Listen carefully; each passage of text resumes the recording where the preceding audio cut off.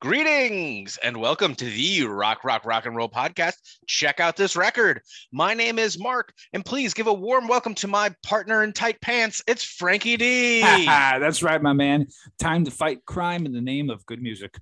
That's right. Have your friends noticed that rock and roll music has become all you want to talk about?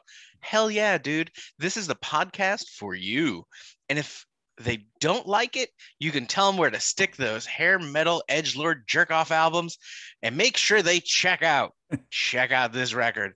We're on Spotify, Apple Podcasts, Amazon Music, or wherever the finest of fine podcasts can be found. Heck, we're even on the tube of you. That's right. New episodes drip to the drop directly to your ears. And of course, we rip everything that you like to hold sacred for your listening pleasure. That's right. For the uninitiated, welcome. Here on Check Out This Record, Frank and I find records for each other to go through track by track and tell you what we really think about them. But that's not all. Oh, no. We also have a wide array of musical discussions, like in our Spotlight series, where we'll dig into a band's catalog, like a couple of grave robbers, and see what comes out on the other side. Something classic or something that's shit. That's right. Or in our Versus series, we're going to pit two albums against each other, and they're going to duke it out for what we like to call, hold on. Frank's drinking a beer. Total stereo domination. That was a lot of build up for that burp. I know. That was a burp, by the way. Now, if social media is your jiggity jam, be sure to check us out on the Instagram or the Fart Book. We have a group Thing-O-Ma-Jig, so the roasting of your musical sacred cows never has to end. Mark yourself safe from shitty music and give us a listen, a like or a follow or whatever it is you do when you're not just giving data to Russian hackers in exchange for a fake painting of your own face. Don't forget to bop over, of course, to YouTube and watch us do this. You could even, you can make fun of us. I don't care. We try to piece this together with some scotch tape, and then hopefully we'll have some more content coming for you guys. So fire off a click on that old subscribe button. That's right. Now, last week, listeners will know that we tackled Echo and the Buddymans' debut album, Crocodile. And I started to take a look at the modern British post-punk scene to see which way the sound had gone. Obviously, Frank and I won't be able to unpack such a complex idea in a single episode, but I thought it would be fun to just kind of throw a dart at the map, if you will, and pick something I've never heard of. So today we're talking about London's own High Vis and their 2019 debut full-length album, No Sense, No Feeling. There isn't a ton of information on the band available, so I'll give you kind of what I got. Consisting, the band members are in a ton of London's kind of like underground hardcore and punk scene. Sure. And I'm not going to go through naming them because we don't know any of them either. No offense to them. But the lineup is Edward Ski Harper on drums, Graham Sale. I'm going to say it's Sale. That sounds on vocals, Rob Hammeron on guitar, Rob Moss on bass, and Roman, I'm not even going to say this guy's last name, Bruno on guitar. Bruno, hey, look, sounds good, man. It sounds good, right? Bruno. So Graham, the singer, described their uniquely grim style of post-punk as, quote, post-industrial Britain misery punk. Frank, that's one hell of a way to describe the sound of your band. Does it fit? Yeah, I actually like the description of this. The term post was always in my view, but I had trouble with the term or terms in this case after it. There's punk for sure and sprinkles of other forms. So yeah, I mean, industrial in this context, it kind of makes sense. I'm not going to lie. Yeah. In an interview with NME.com, Graham had this to say, quote, I do wear my class identity on my sleeve. He continues, the name High Vis is definitely a class signifier. It is the unifying clothing item of the working class. And it's also just alienates you completely if you put on your high vis. Nobody wants to see you or speak to you unless they want something. He's referring to those high reflective, high visibility jackets that you often see in British society. Frank, you ready to strap on your high vis and see if we can sneak into a basement? I skipped an entire paragraph there. It's all right. Yeah, I love a good sneak and I love a good basement. Yes, you do. Track 1, Choose to Lose. We're off and running, but this sounds a ton more like a classic hardcore two-step and less like a classic post-punk right out of the gate. Then about 40 seconds in, the mood really shifts towards that British post-punk of the 80s, just long enough for Graham to come in with an air of desperation to his voice, and the core of the band's sound is established. Post-hardcore, part post-punk, dark, but dare I say hopeful? Frank, was this choice as an opener a choice to lose? So live, I could see this as the opener and it gets everybody going. But it's funny, though, because I actually don't think that this was the best track to open things up. The second track, for sure, I kind of think should have been the first track. That's how I would have preferred in that opening sequence. However, let's put that aside. I like the desperation mixed with this airy nature that really gives one a dose of hardcore mixed with some 80s vibe. So you know what they're going for right here. Mm-hmm. Track 2, as Frank mentioned, Walking Wires. The reverb off the guitar screams 80s post-punk. Sure and when the drums come in, they really nail that sound down. Now, Graham has more of a classic hardcore delivery to his vocal style, but you can hear him taking his time with these lines. And while they're not sexy in the way that that 80s post-punk was, he's giving the song an edge that might have otherwise been lost with more of a crooning style. Yeah. Are you walking wires here, Frank? Oh, with my bare feet, son. It's so tough. There's almost a lo-fi quality to this, which really makes the song sound distant, but it works. The chorus screams full on 80s. I think Graham's voice, believe it or not, is actually not suited for the style, but that doesn't mean it doesn't add value, because it totally does. So it's weird, because even though it's not a kind of a voice for this 80s kind of new wave music, it adds so much. And if you take that away, it wouldn't work. So moving right along, track 3, Stabbed.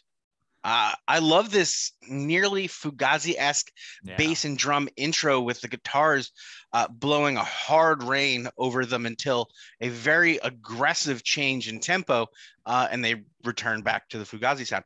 Pretty parts, heavy parts, well-defined, that come together nicely after the bridge. 3 tracks in, Frank, what are your thoughts so far? This is my favorite of the 3 thus far. For a song named Stabbed, it gives you kind of the feeling of the process of getting stabbed, like the precursor of thought, the adrenaline rush, the fear, the anger, potential regret. Great tune. Really great. Nice. Tune. Yeah. Track 4, The Bastard Inside. Hello. Nothing is nothing. Nothing means nothing to the bastard inside. No. I can't be a part of it. There's nothing left inside. Heavy stuff, Frank. High Vis taking on Depression here.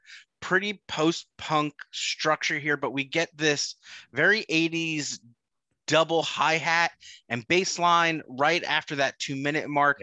That manages to change the direction my body would been moving in, but still keep my attention, serving as a pretty cool bridge to a pretty dark song. Does it work for you, Frank? Oh, it does. And if you told me the song actually came out in the late 80s, I would have totally believed you. I mean, it's got edge, anger, rhythmic and melodic vibes. Shows the intent is more than just being one type of a band. Yeah, absolutely. Track 5, Voices. I'm loving this really fast palm muted guitar balanced with this big open kind of chord strumming that's going on. And the back and forth between those two parts really gets me. It sounds like Graham is struggling with the memories of what's been said to him and how they've mutated his beliefs about himself.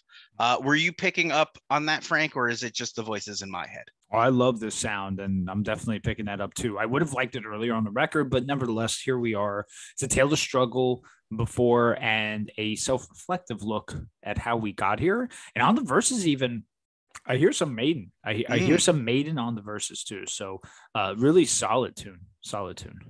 All right, moving along. Track 6, Altitude. The classic hardcore two-step pokes its head back out here, and the band's hardcore roots are just kind of really on full display. I love this kind of twangy bass line with it. We do get more of a post-punk bridge here again, with a little bit more singing than barking, and I like that he's not doing more of his vocal range will let him. Right, he's not stretching himself too thin. It's not his strength, and Graham isn't pretending that it is. And I think that kind of honesty works for them.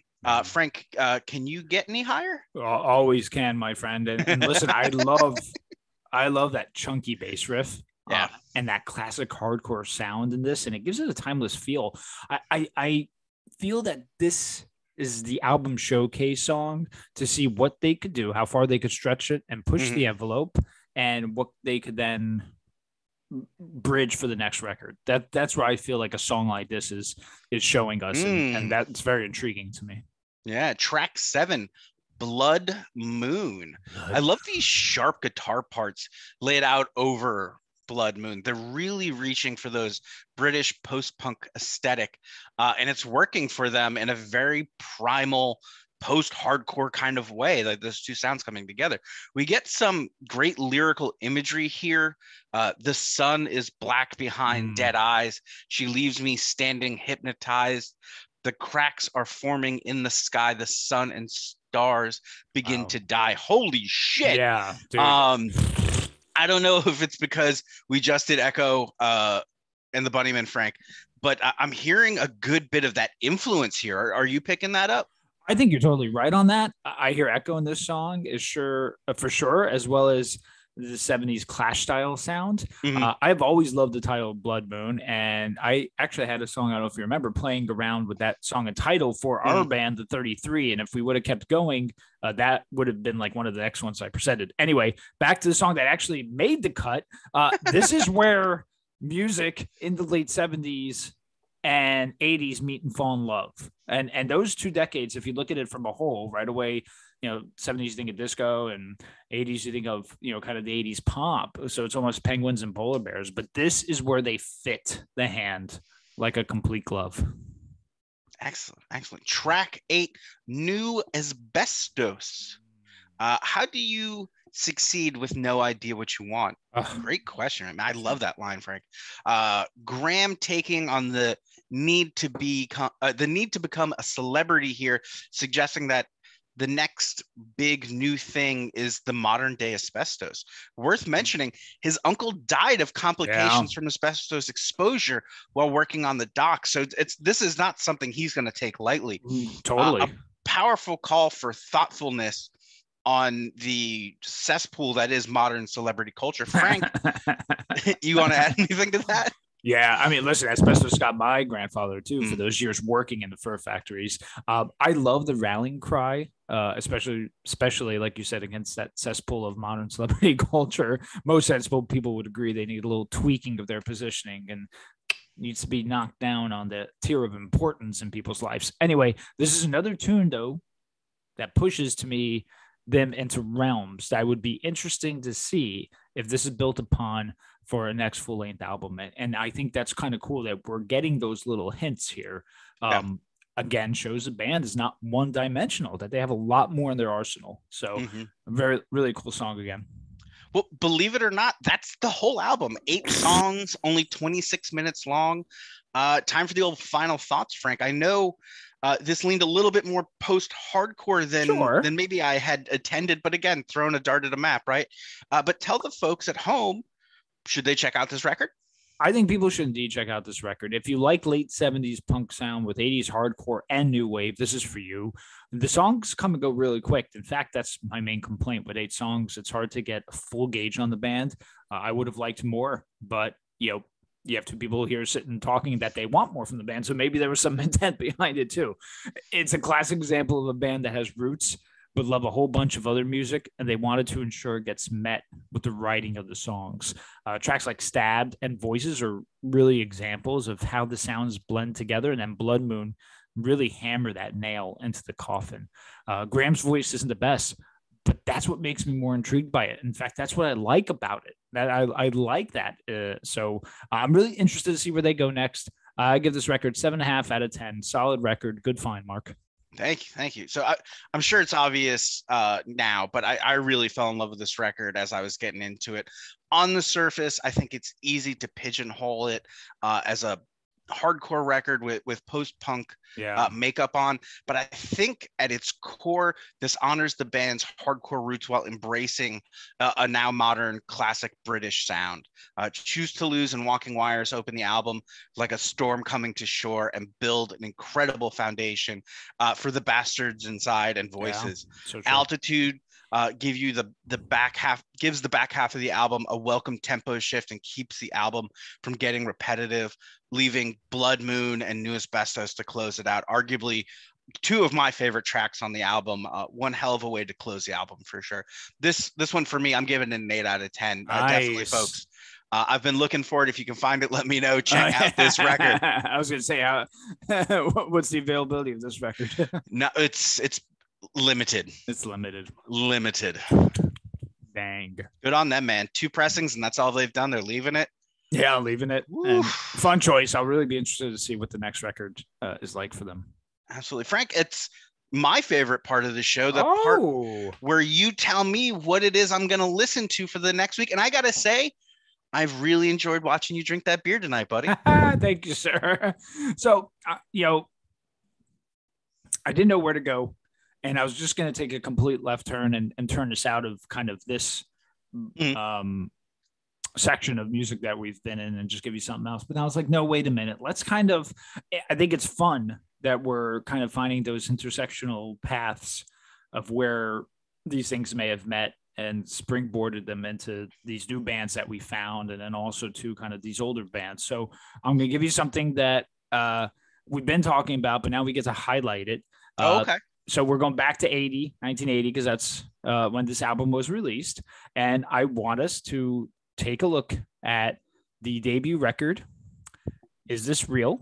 By Wipers, right? We're talking about Wipers. Oh, okay. Yeah. So we're talking about Wipers a lot. And I was like, yeah, they play a role in this, such a big cult following. And I'm sure they're intertwined in some of the stuff that we've been checking out for the past couple of weeks. So I said, let's start with the first record. So Wipers, Is This Real? I mean, we've been talking about Wipers for maybe 6 months now, maybe a little longer even. I think sometime last year. Sometime last year, yeah. And I've noticed, I've seen their records popping up in the record store. I've seen their T-shirt around the greater Orlando metropolitan area. See? So I'm interested because it's one of those things where I went, oh yeah, that is cool, but I haven't really had an opportunity to go back to it. So I'm excited to spend this week checking them out. Absolutely. I think a lot of people point to them as a pivotal role. And, I think it could be one of those bands that really quietly paved the way for a lot of these other bands. So kind of excited about that, and we'll check it out, and we'll bear way then to do it with the first record. So there we go. Oh my. Yeah, everyone. Well, hey, listen, thank you for listening. Thank you for taking the time out of your day. Remember to like, subscribe, rate, review, suggest, and of course, be safe. I can't believe you made it all the way to the end of another episode. We love it when you can do that. Have you? Hey, what would be nice is why don't you say the closing with me? Frank's gonna sing it here. Wonderful. All wonderful. Right. Here we go. Key of C. Key of C. Oh my. Oh hell yes. Oh goodbye. It's kind of crazy they put that album out in 2018, isn't it?